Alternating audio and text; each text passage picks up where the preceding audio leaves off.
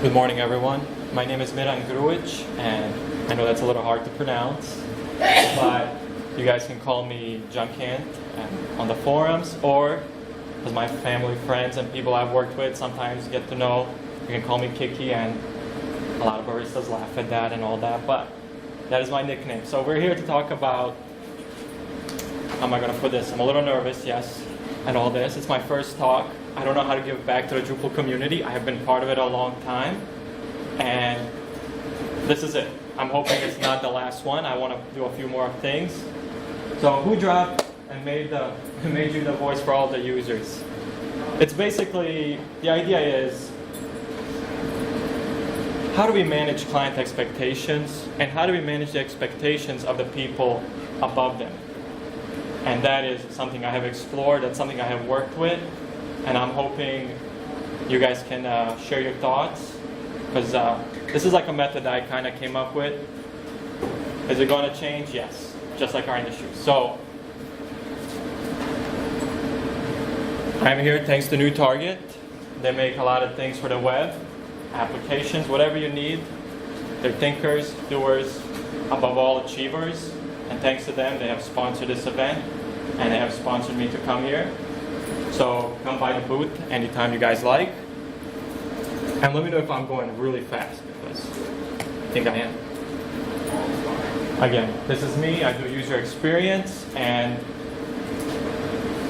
I have worked for a variety of clients over the years. Governments, associations, nonprofits, people who have started their businesses, they need some branding. I consider that to be the whole user experience, and I believe that's where a lot of user experience has stemmed from, is how do you brand and how do you keep that brand going. So you guys will see a few warnings. Like I said, these are my own thoughts. Community might share this, might not. You can participate. You let me know if you want me to slow down, explain anything in detail. We're small enough of a group, and that's my warning. And there's going to be like two more. Two more, I promise. All right, so we have designed our website, and we have launched. These are our users. They're all here, they're coming. They still don't know what the experience is all about, but they're getting to know the site, and we have pushed the design, we have pushed the UI, we've done our research, and they are new users. And what happens? They are happy users because we got to know them over time. We spent the time, we did card sorting. We also made the stakeholders happy. That's the whole idea. You have to make them happy to make the user happy. That is the way I believe it works in this business, because otherwise you don't get a paycheck. So what happens when somebody gets mad and says, maybe you did some A/B testing and they like the layout, let's say B layout, better, and that was a weak performing one. And they say, hey, I'm not happy at all about this. You did this last week, you changed it a little bit, and I loved it. But now I'm not happy. So it's one user, maybe it's two, three, and they're the minority. But what happens when that user is at the top of the pyramid where you work, right? Then you're like, oh boy, what do I do, right? It's not my boss, it's my boss's boss, and it's like, okay, it's serious, right? So I wish I had like a clicker. I've seen people do those. It's like, bam. So there we are. We're the blue pin. I love board games, etc. I believe it's all about optimizing, and kind of luck plays into a lot of them, but you can win by optimizing. So we're here. Our boss will be the next level, and above them, their boss. So clearly, somebody with a lot of power has come down and said, Miran, you've done goofed. There was a layout, they liked it, maybe it was a color or a button. Has this happened to anybody else? All right, lots of nods, yes. Sometimes you just feel like you're the only one. You're like, I don't know, I'm going to present it. So there we go, that's our boss. He has entered the room, or manager, somebody responsible to talk to the higher ups, even up there. So he goes and says, how did we make this mistake? Where did we go wrong? So first thing you do is, maybe there's a ticket, you're working on a ticketing system, and it's like, all hell has broken loose, and they say, fix it. fix it now. So we react. We want the problem to be done. We want this person out of our lives. To politely say it is, stop coming down after us because, well, I mean, things go downhill. So we want to fix the problem right away, and that might not be the best thing if we think about it. Because reacting to a problem, or somebody who just says, hey, I like it this way, without any explanation besides they have the power, is the wrong approach. So we have to consider the other users. The other users we saw, there was a lot more of them. They seem to be happy, or we think they're happy, because they're not complaining. So we fixed the problem. Our boss's boss is super happy now. Whatever we did it. And we go forward, and now that problem has caused more issues. But these issues might be reported or might not be. And the people who are having these issues are the non-vocal users. Let's say you visit a site and you've been going there for years and they change their layout, like Facebook does every, a year and a half. And you're like, I'm not happy about it, and then you learn to love it. That is a positive change. Something was optimized. They have so many man hours to spend. But for us, maybe we made a mistake. We have to rethink our approach to what happens when authority comes down and says, let's change this because I want it this way. Okay, so this is where we get into this idea. There's going to be a lot of triangles, so hopefully there's no phobia about triangles. We're going to discuss the process, the creative part, and the technology part. So I want to explore how these three, sometimes they're siloed, work together, and how we can use them to alleviate the problem. All of this will lead to one word that we avoid, whether you're a programmer, designer, developer, project manager, you probably do it. User experience, you have to do it. So, let's get on with the triangles. So, the process is this purple-violet triangle, and this is where we get to talk about the user experience, research, journey mappers. This is where we got to know the user. Why does the user want to go to our site? Why do they do what they do? And how do we get them from A to B? Because everybody wants to go. Let me restate that. Everybody wants what they want, and they want it now. So our job is to make that funnel clear, simple. There's a lot of research out there that sometimes you don't even have to do. I'm not sure if I can mention websites or not, but NN Group and everybody else, free research, love it. If your company buys that research, even better. So we have spent, let's say, a month getting to know our users. A small project, 1 month, few user experience experts, we're doing research, we've created information architecture. Okay, we've done that. Next we move on to the creatives. So we have some visual designers. This is yellow. It looks yellow. And they've started to brainstorm ideas. How should the website look? They're sketching, and maybe they started creating style tiles. How should be the mood? If you don't do style tiles already, this is a great way to do for all your clients who don't have a brand guide especially. This becomes their brand guide for the web. It's the mood, it's the attitude that they set forward, even if they don't have a brand guide. You guys know what a brand guide is? Right? Okay, perfect. So the creatives are working on their own, they're sketching, they're doing it all. So there's a third group, the technology, and they are considering, for this project, should we use Drupal, maybe WordPress, maybe even a static site generator? These are things we can consider, like what kind of integration points, Apache Nginx, native versus web apps. So these guys are also working on their own.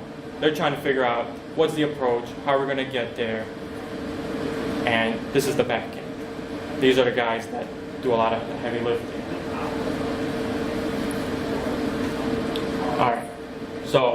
this is where I believe it gets interesting. We start combining.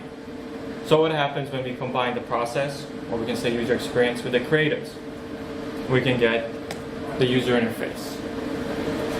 The user interface is right there. So I know there's a lot of colors. The colors are not important. It's the concepts, and I'm hoping you guys are following along. If I say something and you don't agree with it, we can talk about it, or you can add your own thoughts. I appreciate it. So we have the user interface, and this is where we have combined the research with the creative side. That is the best way to create any kind of website or application. The creative team can do it on their own, but they'll be just shooting blanks or shooting fish in a barrel. They'll be just shooting out there, trying to aim for something that they don't know what the target is. While the user experience experts say, hey, we have 3 types of users. We have faculty, maybe students, and tourists. Maybe it's a tourist organization, and these are the people that come to our website. This is who we want to cater to. And you can say, hey, maybe we want everybody to sign up for our newsletter. And that's how you start creating a better user interface.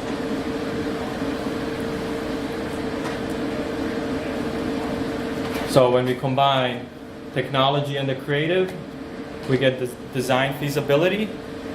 And the creatives can sometimes go off the wall and create mock-ups that, well, are not really feasible or are not feasible within the budget. And that is always important. Everybody wants to be on budget, on time, and that's how you win repeat business and you achieve. So the 2 teams should definitely work together to discuss design feasibility. Can we do this in Drupal? Is there a contrib module that will save us so much time?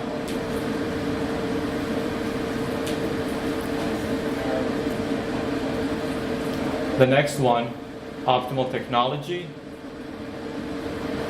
This is where the user experience and people who have done the research talk to the people in the back end and start saying, why do we choose Drupal? Is this the best way to go? Maybe we could have done something like static site, etc. You can also make the decisions. Are you theming with CSS or Sass? A lot of people will say this is an obvious answer, but I have met people who are still pushing for good old CSS because you can do it server side, and that's a different discussion.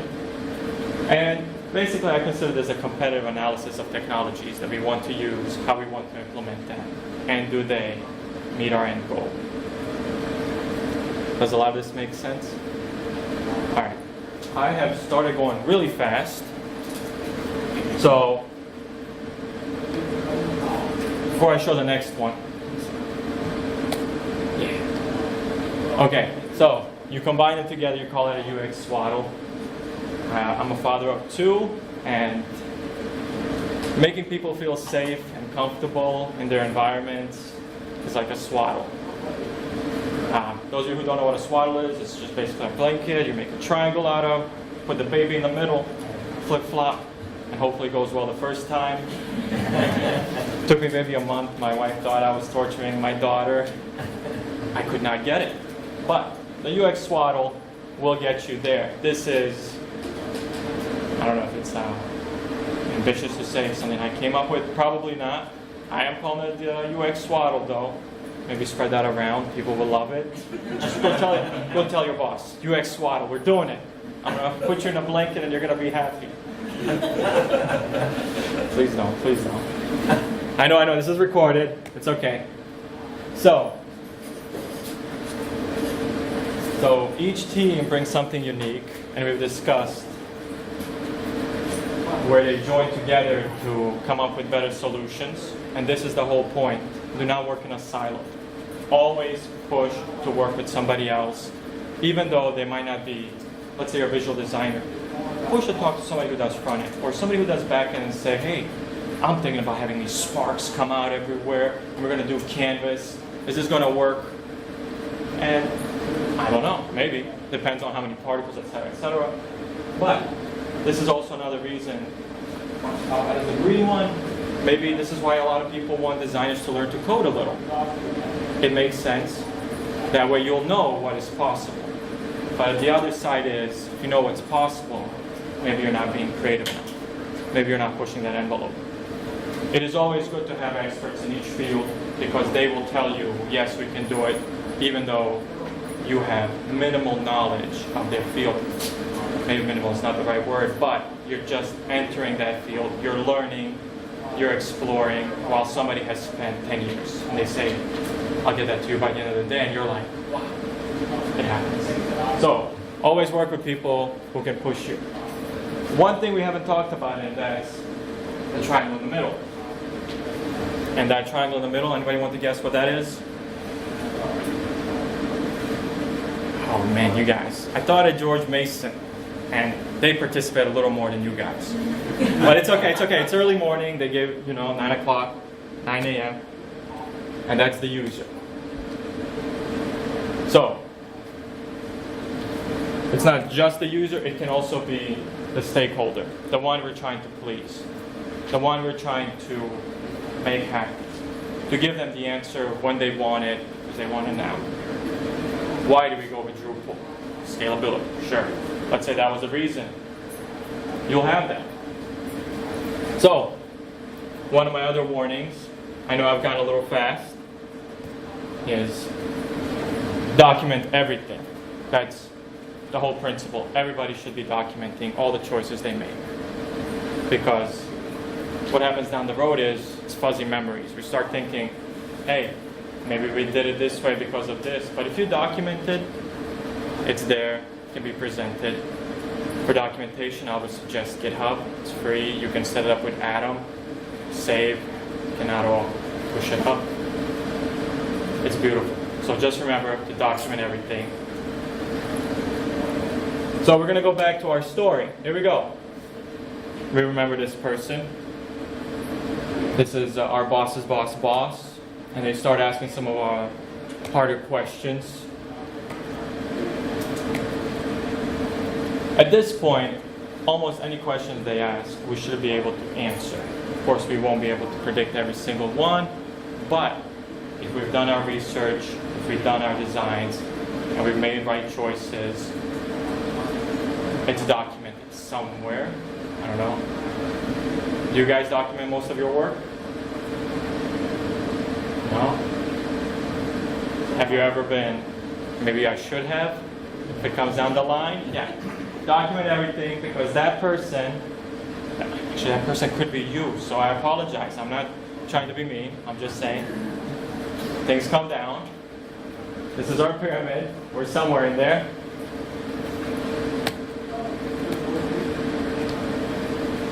So, that's our strategy. We don't want to rely on memories. Just some of us know when you start thinking back, you're recreating that memory. So what you talked about could be different than what the person on the dev team thinks we talked about, or somebody in user experience, or the designer. Oh man, okay. 20 minutes, I apologize guys. I want to give a thanks to you guys for being here, but I also want to give thanks to some of the people that have influenced me to be here and pushed me throughout my career. I realize I'm approaching about 10 years in this field.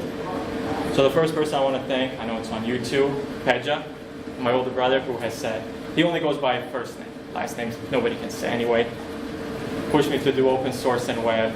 George Cherry, to hustle every day and make it happen. Quasi Brown, who's taught me to be a person of myself and unique. Kevin McCullough, who has spent a lot of time with me to teach me front end, something I was very weak at, and I'm really thankful for that. And I know I'm missing somebody else. I wrote it down. But that's okay. See, I didn't document correctly. All right, this is my family. This is who I'm really thankful for. My wife, she's super supportive, but she supports the wrong ideas sometimes. I know, she's gonna watch this, is gonna say I'm crazy, but yes, she supports some of my crazy ideas. This is her drawing. Those are my kids. Almost there. So, if you guys think I was being a great human and all that, I'm gonna bring you back down to earth because I'm gonna do something shameless. Spread it around. Spread it around. That's the new hashtag. It's trending here. Geolocation and everything. I see a few people already doing it. I am on Twitter, but I don't really use it. I will try to. I only follow like 3 people. My wife, of course, DMX, who I look up to, and a little game called Path of Exile, Grinding Gear Games. Fans? No, see? They're all in New Zealand. It's okay. They're all in New Zealand. So, we're on questions, or are we going to do hashtags? I've got a question. Yes. I document like the devil. However, the hard part is getting that guy to document. Yes. Document all you want. Nobody reads the documentation if they don't know where to find it. I put it on the site. I actually have all of this on the site. All right, we're going to go back. I hope you guys like my little graphics. The guy up top, he will probably, guy, woman, whoever, robot, AI, will say, I don't care until I have a problem. And that's when they're going to come to you and say, what is your name, sir? Mark. Mark, why did you make this footer so long? Every time I scroll down, it takes up the whole screen. And you're like, well, we discussed it, and we had, based on trends, based on research, a full navigation footer is quite useful because a lot of our users read articles, and that's something you can document. I know that's really getting into the details. You said you document like the devil, so that's in your documentation. Another thing you can consider, you guys have heard of the group 18F? Yeah, okay. Some of you have, some of you look them up. They do a lot of work with the government. And they have put out their version of, I believe, Jekyll for static site generation. You can do it with Markdown, and they recommend you document everything. This is how our radio buttons look. I guess maybe that's more like for style guides. Things like that. You can use static site generators. Jekyll, Go, I don't know, Metalsmith, name them. Maybe Grab. Did that answer your question? I mean, it doesn't get to this, you know, every controversy. But if you have it documented, it makes your case better. I believe that that's the hard part. It's when you say, we talked about this 6 months ago, because, all right, maybe I should have done circles, because you're going to do the work. Maybe you are in a little bit of a higher position, you have other people helping you, so that you can have a circle. Your boss is there. Maybe that circle expands a little more. People out of those circles are out of the loop. They know what they like, they know what they're expecting, and if they're not finding it, especially if you've changed something, they're going to come for it. Most likely, chances are. And they're not wrong. I'm not saying they're wrong. They know what they want. But we need to be able to stand up for ourselves in our industry saying, these are the best practices. This is the road we have chosen. And then you say, would you like to change it? And if they say yes, what do you guys do? Say, send me an email so it's documented. Otherwise, it never happened. That's right. All right, Judge, that was a good question. Any more questions, guys? Discussions? Yes. I think how can you get out of the silos that you talk about, like how people work with different teams? Like I'm a front-end developer, but I'm interested in UX and other things. So, you know, but it's like, well, you're a developer, you want this, and what do you know about UX? So how do we convince the team or the manager to get people working on these different departments or ideas? That is the hard part, and that is called creating culture. You have to push for that. You might be the only one. Let's say, what is your name? Reed. Reed? Reed. R-E-E-D. Reed, yes. Sorry, I might be here yelling out there. Reed. So this is what you do. You go in and say, okay, this is our whole company. You say, hi, my name is Mira. What do you do? Madison. What do you do, Madison? User experience designer. You're a user experience designer. I will be a back-end developer. And you just talk. You talk about, hey, can we use this technology? Or visual designer is much easier. And we say, hey, let's talk about the UI. Let's talk about that little triangle because that's a very important triangle. You have the research. I have the skills to design. I'm not saying you user experience designers don't have the skills. They're a bunch of unicorns. I hate that term actually, but that's what it is. I was going to have that unicorn thing dissected over one of these things, and I said no. You guys have seen it, right? The unicorn, the 10 skills you should have. I find that as a nice guide. It's like maybe 1 week pickup saying psychology. Learn a few things. Anyway, you have to push for it yourself at start. If management... Ooh, okay. All right. Be brave. Be brave. Ready? A lot of times it's the bottom line. You going to talk to somebody else can be seen as chit-chatty and maybe not making progress. But what you can do is you say, I would like to improve the process.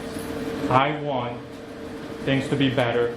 There are a lot of things that come from, you said front end? Front end that user experience does, and front end, well, we can talk about technology and things like that. That was one of my weaker triangles, guys. You guys can help me improve it. But you have to push for that culture.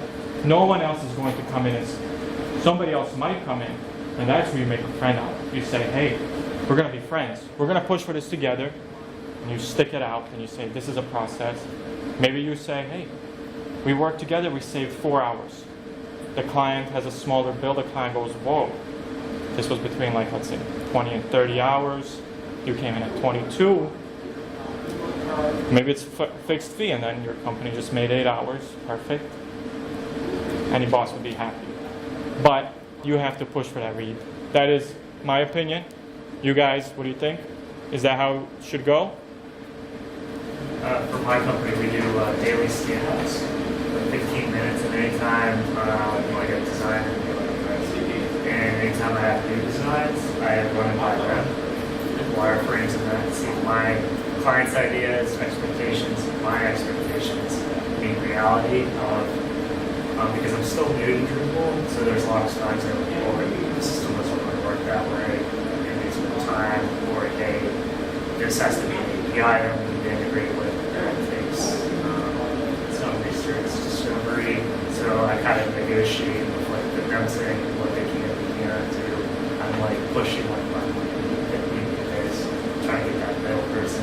Because every time I skip them, and when they give them the final one, it's usually like we run out of time or budget. And that's really annoying because of the pressure, because they're like the last one, and they have to do most of the sprint to catch back up.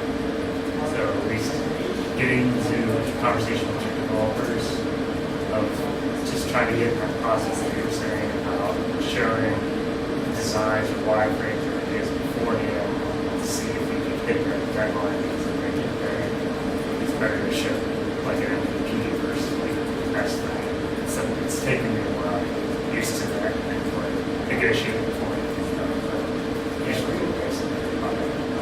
That is a great point. And that goes to,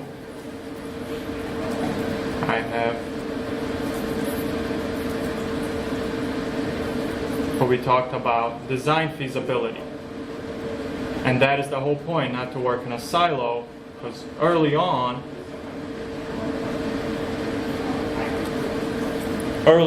we can spot trouble areas. Maybe for dev you have 40 hours. And what is your name? Scott. Scott came up with this amazing design.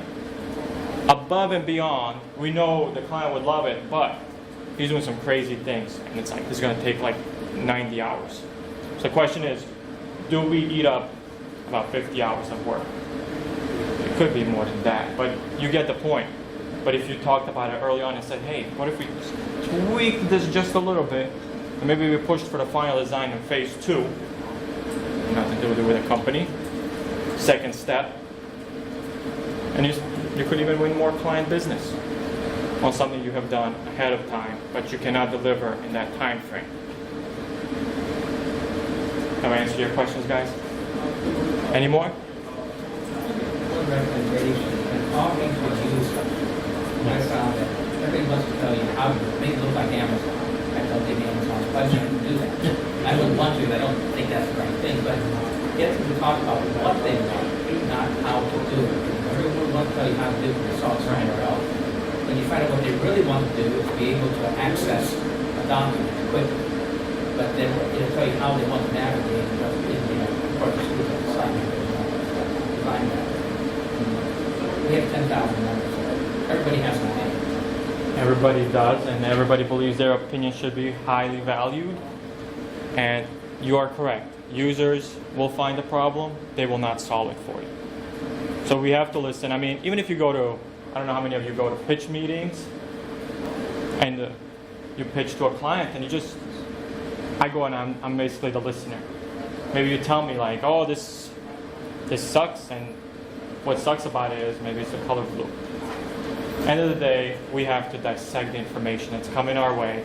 It might not be, most of the time it's not going to be coming, most of the time it will not come in the language we want it in. It's not going to be detailed enough, and sometimes you're just going to get, I don't like it. Well, I mean, I can't tell you like, I don't like it, what does that mean? So that's why we dive deeper, and hopefully the documentation saves you some time to say, this is why we did this way. And a lot of users do like it. And then, you can do more surveys to find out who does what, or what your users want. But yes, budget is very important. Who has Amazon's budget? I was going to throw the hashtag up again, guys. All right. I know there are a few more. Come on. Any more? Well, I know I was probably really quick. Yes, I was. Was I supposed to talk for 30 minutes or 45?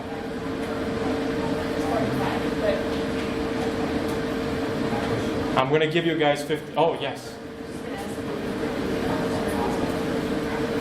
Yes, I will check. I should be able to attach it.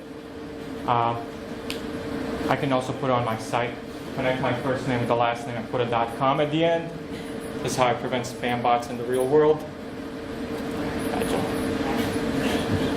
Yes. Oh.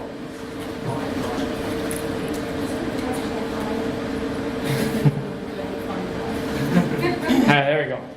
You put my first name and last name, Mid and Gruich, together. I know it's not easy. I have other domain names, like 5 letters that are just weird, like vast. Misspelled, of course. Anyway, thank you guys. I really appreciate you guys helping me build the process even further. I hope you enjoyed the talk. I know the description was a little vague. I hope you learned something. Did anybody learn anything? Oh, I have like 3 people. Yes. I'm proud of it. I'm proud of it. Hopefully the community likes it. This will be archived and people will make fun of me on YouTube. Thank you so much, guys.